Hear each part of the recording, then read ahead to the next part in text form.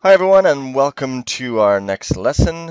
Today we are going to be looking at multiplication of polynomials again, but for today we are going to progress our concept to the point where we're going to be multiplying binomials onto binomials. So let's get started. We've already seen questions like this one, where we have a monomial being multiplied onto a binomial. And we saw that we have to take that monomial and distribute it onto each term inside the brackets. So 4b times 2b gives us 8b squared, and 4b times a negative 5 gives us minus 20b. So we understand that one already, I hope, at this point in time.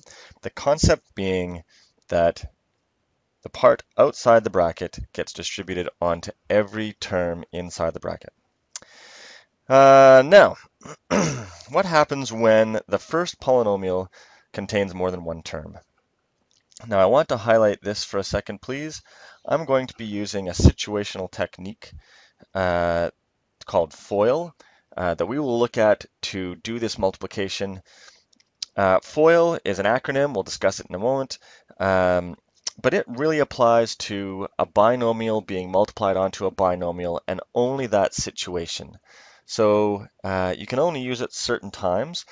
Please make sure that by the end of this video that you understand the concept that underlies this technique. All right, so here we go. FOIL stands for first, outside, inside, last. We have an example here, 3b minus 2 onto 2b plus 4. And I'm going to show you what those letters mean. So here we have first, and I'm going to write above the first term of each binomial an f. That lets you know that the 3b and the 2b are the first terms of their respective binomial. I will grab a different color, red, and I'm going to call this the out and this the out. These are the outside terms of the whole thing. They are the furthest out. They are on the edges of the multiplication that we're looking at, whatever way you want to understand it. But the first and last term are called the outside terms. The inside are these two terms, and they are the two terms closest to the inside of the product. And this last, that's similar to first, except it happens to be the last terms of each binomial. So those are names that were given to, I guess, the positions of these terms. So what do we do with that? Well, when we are doing this multiplication, we multiply each of those labeled terms. So for the first term, the first terms, we go 3b times 2b. For the outside, we do 3b times 4. For the inside, we do a minus 2 times 2b. Note, please, that I'm keeping that sign with the term that it precedes. And for the last, we have, again, a minus 2 times 4. Now we can do each of these products, and we can get 6b squared, and we can get 12b, and we can get minus 4b, and we can get a minus 8. And then we can combine our like terms. Let's write this out in a big long row. Minus 4b minus 8. And we can see that these are like terms, and so our final answer becomes 6b squared plus 8b minus 8. So that is binomial multiplication using this concept called FOIL. Now I want to discuss that concept for a moment. If you look at how we have outlined these terms within each binomial, you will notice that each term in the first binomial, so that something like 3b, it is getting multiplied onto each term in the second binomial. So here's our 3b being multiplied by the 2b. Here's our 3b being multiplied by the 4. you can see that the minus 2 is right here. There's our minus 2, and it is getting multiplied onto the 2b, and it is also getting multiplied onto the 4. So the underlying concept here is that each term in the first binomial is being multiplied onto each term in the second binomial. Because there's 2 in each, we have a total of 4 multiplications we have to do, and there are the 4. All right, let's look at a couple of examples. I'll label these just so we're comfortable with this again. There's our first terms. Here's our outside terms. Here's our inside terms. And here's our last terms. So we take our firsts and we go 2n times 3n, which gives us 6n. We take our outsides, which is 2n times 3.